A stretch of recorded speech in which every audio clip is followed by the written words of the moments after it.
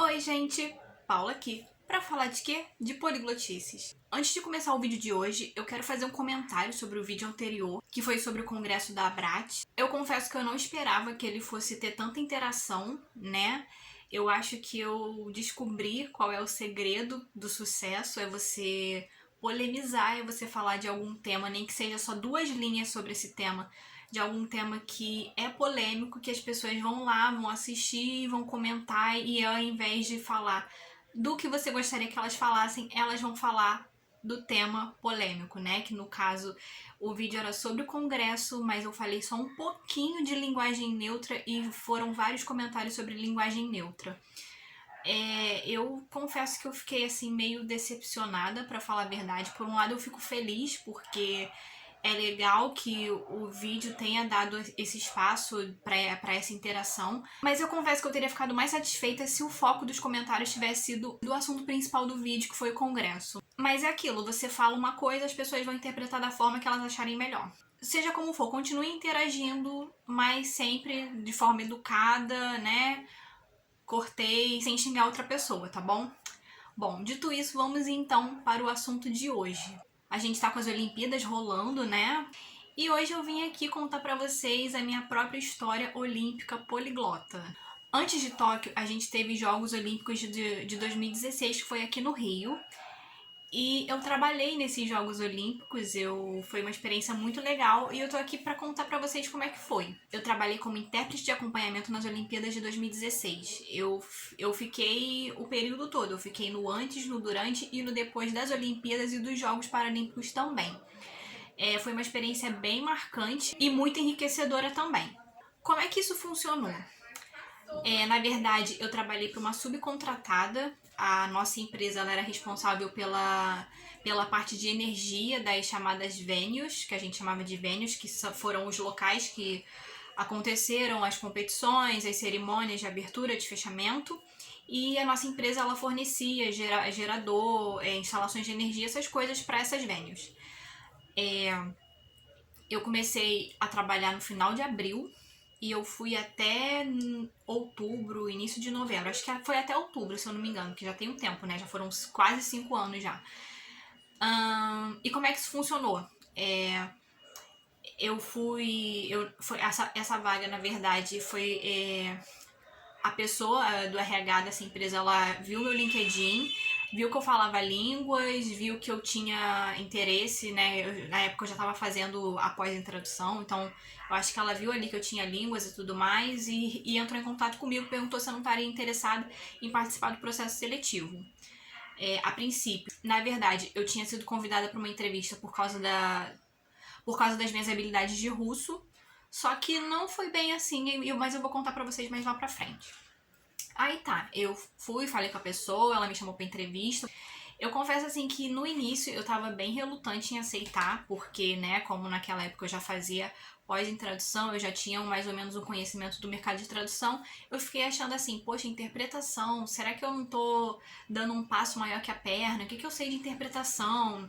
Né? O que eu vou fazer num trabalho desse? Mas aí eu fui pra entrevista pra saber o que eles queriam, o que eles estavam procurando. Aí cheguei lá, ela me contou o que era, que eles teriam 2 gerentes estrangeiros e que eles precisavam de intérpretes para esses 2 gerentes. Intérprete assim, a gente acompanharia esses gerentes no dia a dia do trabalho, né? E a gente acabaria ajudando eles com questões assim mais básicas, né? Porque como eles estavam trabalhando no Brasil, eles iam seguir todos os trâmites brasileiros para trabalhar, então a gente iria ajudar esses estrangeiros com tudo isso. No caso, seria um intérprete para cada um. Aí eu lembro que na entrevista eu fiquei meio assim, eu não sei se eu vou aceitar, porque interpretação e é uma parte muito técnica, eu não sei se eu tenho vocabulário para isso, eu tenho que estudar e não sei o que. Ah tá, mas então a gente tem essa vaga aqui também de analista administrativo. Mas aí eu fui e acabei me candidatando para as duas. E fiz a entrevista. Aí nisso teve uma outra etapa, que foi com uma pessoa diferente, já era uma pessoa que estava dentro do projeto Olimpíada já, que eu tive que fazer um teste. Ele me deu um texto super técnico da área de energia para traduzir, para verter, sem consultar dicionário, sem nada, uma coisa muito rápida, acho que em 10, 15 minutos que eu tive que fazer. Justamente, acho que era justamente para testar minha capacidade de síntese, né? De traduzir e de verter as informações numa velocidade muito rápida, porque é o que eu faria no dia a dia. E depois teve um dia também que eu cheguei a fazer uma entrevista, aí no caso, o que aconteceu? Eram esses dois gerentes. Um era russo e o outro eu vou falar mais lá pra frente. Mas a princípio eu ia ficar com o russo. E eu cheguei a conversar com ele em russo. Eu lembro que essa entrevista que eu fiz, que foi a primeira entrevista com a pessoa responsável, e eu tava no metrô indo trabalhar, que na época eu trabalhava como recepcionista bilíngue, mas eu não tava muito feliz já tava procurando outro trabalho. E aí que eu tava indo trabalhar, né, e fazendo essa entrevista. Aí eu lembro que eu saí do metrô, fiquei numa estação e fiquei um tempão lá fazendo essa entrevista. E nessa entrevista eu falei com o russo que eu, a princípio, iria interpretar. Né? A gente conversou em russo, ele gostou do meu russo, achou que eu falava muito bem e tal. Aí, ok, eu fiz lá todos os processos e fiquei esperando pra saber, né, se eu ia ser chamada ou não. Aí a menina do RH me ligou e falou, olha, você tá interessada na vaga ainda? Porque você foi escolhida, que não sei o que, a gente gostaria que você trabalhasse com a gente. Aí na época eu tava ainda naquela dúvida, né, interpretação ou analista. Só que aí no final eu não lembro agora o que aconteceu. Eu já tinha decidido que eu ia escolher a vaga de interpretação. E no final eu acabei ficando pra vaga de interpretação mesmo. Aí dessa ligação até eu começar, deve ter se passado, sei lá, uns 20 dias, umas 3 semanas. Deve ter se passado, sei lá, umas 2 ou 3 semanas. Eu sei que eu comecei no final de abril, dia 25 de abril. Aí no primeiro dia eu fui pra sede da empresa e de lá eles me levaram pra onde eu ia trabalhar. Esse gerente russo, ele trabalhava no Engenhão. Então eu comecei trabalhando no Engenhão. E assim, só que eu lembro que no primeiro dia eu fiquei muito nervosa, sabe? Eu não sabia o que fazer, porque eu não me sentia tanto assim, sei lá, né? Poxa, porque era uma coisa super técnica e como é que eu ia interpretar aquilo, sabe? Então eu lembro que eu fiquei assim muito nervosa. Só que no final acabou que eu não fiquei com ele. Eles decidiram colocar uma outra pessoa pra ficar com ele. Aí foi um homem que ele também não tinha formação de intérprete nem nada, ele era músico, só que ele falava russo fluentemente e ele ficou com o russo. Aí eles falaram, então, aí isso no final da semana. Eu comecei numa segunda, aí na quinta eles me avisaram, olha só, amanhã você não vai mais pra cá, você vai pro Maracanã, que você vai trabalhar com fulano, com ele que você vai ficar agora. Que foi a pessoa que veio a ser o meu chefe, né? Que veio a ser o meu protegido, que eu chamava assim. Aí, ok, sexta-feira eu fui pro Maracanã. Cheguei lá, meu chefe super simpático, me mostrando tudo, como eu fazia pra fazer isso, como eu fazia pra fazer aquilo, onde é que era o banheiro, como é que era na hora da refeição.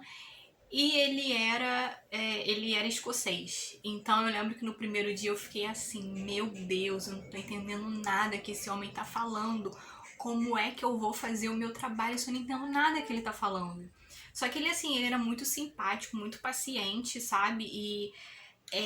E meu chefe, ele já tem experiência em trabalhar com Jogos Olímpicos, então ele também sabia se virar e às vezes ele nem me levava pra fazer as coisas, ele fazia sozinho como ele estava fazendo até então.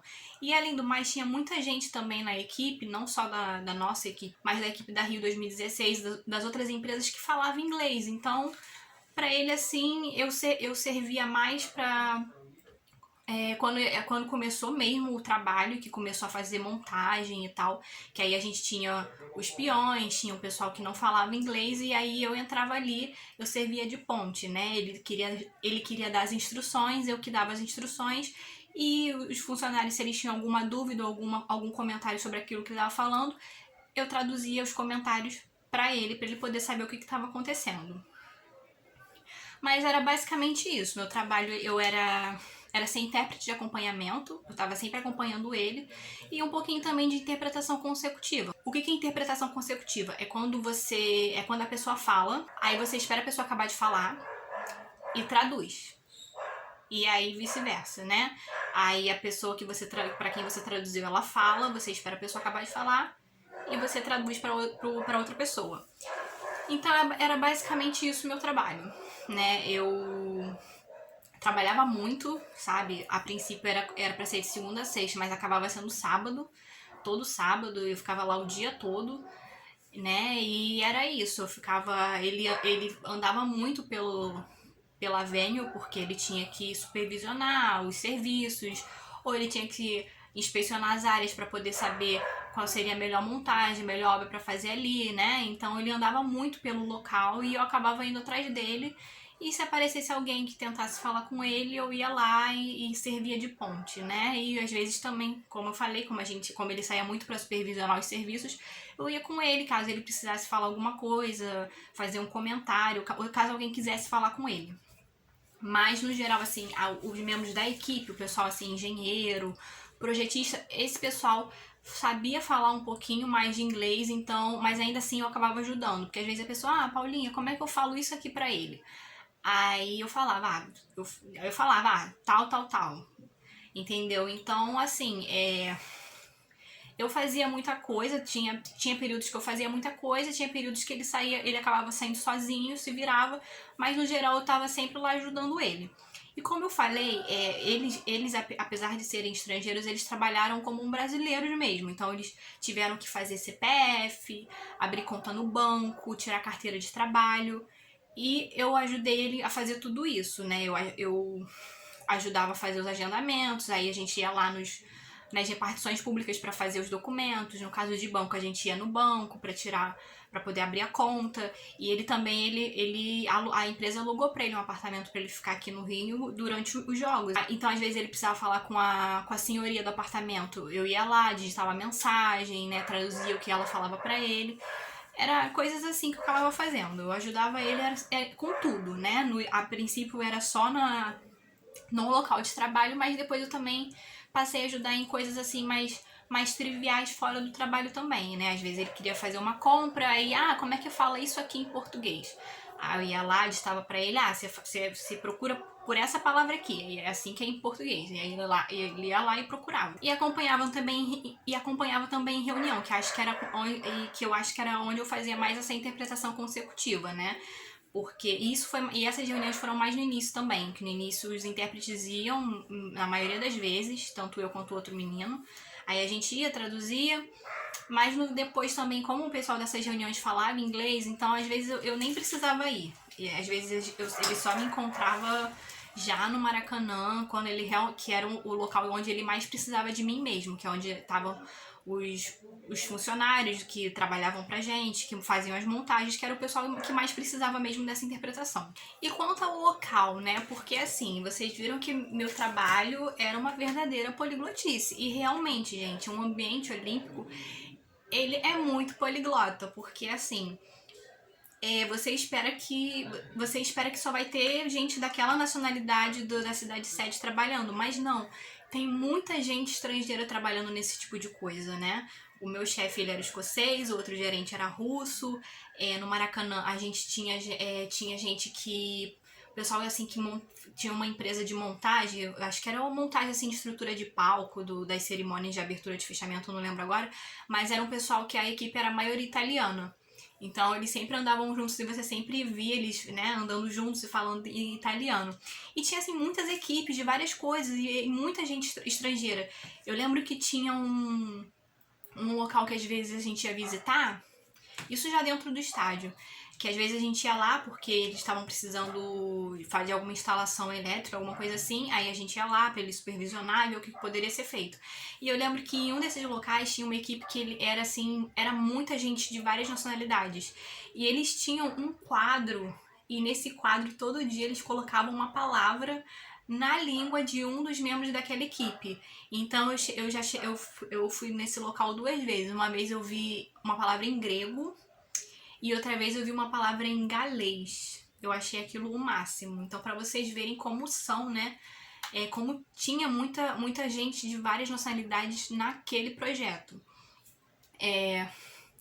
Coisas também, assim, que eu lembro legais de se contar. Teve uma vez que a gente tava, isso já perto da abertura das Olimpíadas, que foi um pessoal, acho que era do Comitê Olímpico, que era responsável por essa parte da energia. Eu acho que eles foram supervisionar como é que andavam as instalações e tal.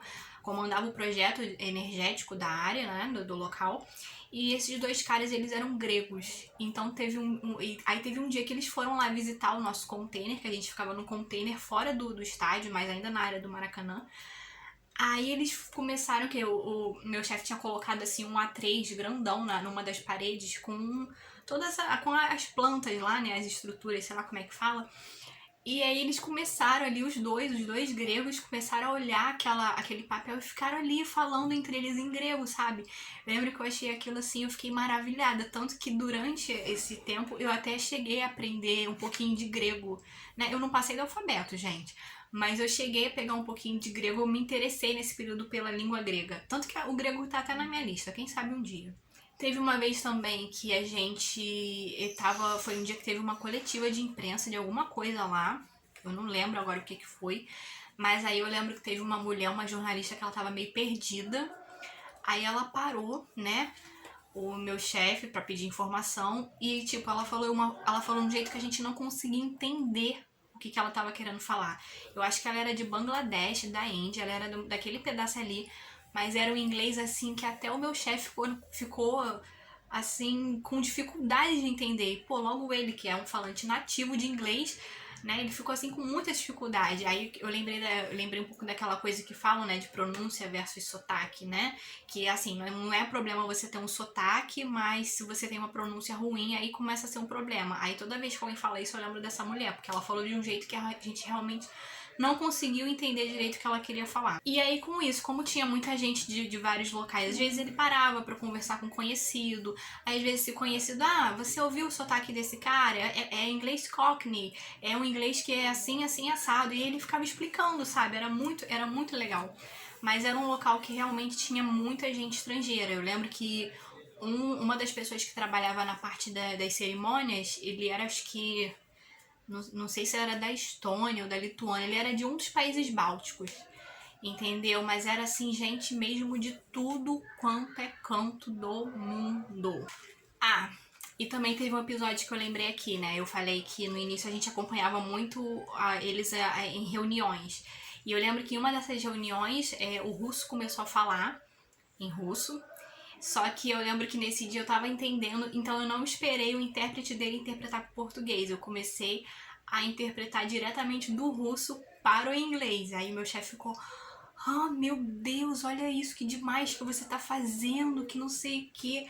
E eu lembro que, assim, até eu fiquei maravilhada naquele dia, né, porque eu não trabalho com versão, com interpretação de inglês, nada disso. Então eu lembro que até eu naquele dia fiquei super maravilhada que eu tava conseguindo entender o que o Gusto tava falando e passar em inglês ali em tempo real, né, eu fiz um pouquinho também de simultânea ali. Eu achei aquilo muito legal também. Mas era basicamente isso, né, eu tava sempre ali, ele caminhando e eu caminhando do lado dele. E toda vez que alguém parava ele para falar alguma coisa, eu ia lá, entrava e servia de ponte. Era basicamente isso que eu fazia, né? Eu era os ouvidos e a boca do chefe, digamos assim. Em todos os dias importantes eu tava lá, porque ele também tava, porque a gente tinha, nesses dias importantes, tinha alguns procedimentos que tinha que seguir, a gente tinha que ficar olhando os geradores pra ver se caso acontecesse alguma coisa, se os geradores iam começar a funcionar direitinho e tudo mais, porque nada podia dar errado, né, gente? Era uma coisa assim era uma coisa de uma magnitude muito grande. Então imagina, uma cerimônia lá com um monte de pessoas, milhares de pessoas assistindo, várias pessoas participando. Imagina se acaba a energia no meio da cerimônia. Não tinha como, né? Então a gente estava ali sempre, né? A gente fez toda a área da montagem, a gente fez toda a parte da montagem, nós ficamos no durante também justamente por causa disso. Então, se tinha jogo, porque no caso no Maracanã teve o futebol e no Maracanãzinho teve o vôlei. Então, se tinha jogo, a gente tinha que estar lá. Se tinha cerimônia de abertura, a gente tinha que estar lá. Se tinha cerimônia de fechamento, a gente tinha que estar lá. Se tinha ensaio técnico, é ensaio técnico que fala? Ensaio geral? Bom, teve ensaio que eram uns ensaios que tinha público, mais uns ensaios que também não tinha, mas eu não sei se é técnico ou se é geral, como é que chama? Bom, ensaio. Seja como for, nos ensaios a gente tava lá também, então a gente sempre tinha que estar lá. Então, às vezes eu trabalhava sábado, trabalhava domingo, trabalhava até 1h da manhã, trabalhava até meia-noite, eram uns horários assim muito doidos, mas eu tinha sempre que estar lá, porque se ele tava lá, eu tinha que estar lá também. E como eu falei, né, já então que a gente sempre tinha que estar lá, então sim, eu assisti cerimônia de abertura, cerimônia de fechamento, tanto da Olimpíadas quanto da Paralimpíadas. Eu assisti aquela final do Brasil de futebol masculino que o Brasil ganhou. Eu tava lá na hora que o Brasil fez aquele gol, que ganhou, que todo mundo foi à loucura, inclusive eu, apesar de não gostar de futebol, eu lembro que foi uma sensação assim maravilhosa, foi uma coisa indescritível, foi uma experiência única, então eu tava lá quando aconteceram todas essas coisas, né? Eu, inclusive, quando eu tava vendo semana passada as imagens da abertura em Tóquio, que eles começaram a soltar aqueles fogos, isso me trouxe, assim, algumas memórias, né, da Rio 2016. Porque quando também teve a abertura da Rio 2016, teve esses fogos e eu vi esses fogos. Eu não tava dentro do estádio na hora que eles começaram, mas eu tava do lado de fora e eu vi e eu achei aquela coisa...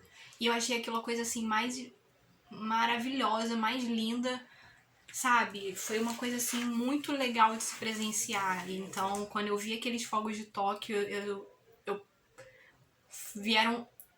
vieram várias memórias. Bom, é isso, né? Antes de eu acabar, eu vou mostrar aqui pra vocês os meus pequenos souvenirs dessa época, que são as minhas credenciais. Essa aqui foi durante a montagem, período de montagem, tá vendo? Que foi de abril até botaram em setembro, porque essa aqui a gente teve que usar depois que acabaram os jogos. Aí teve essa aqui também, que foi depois que os jogos acabaram, pra desmontagem.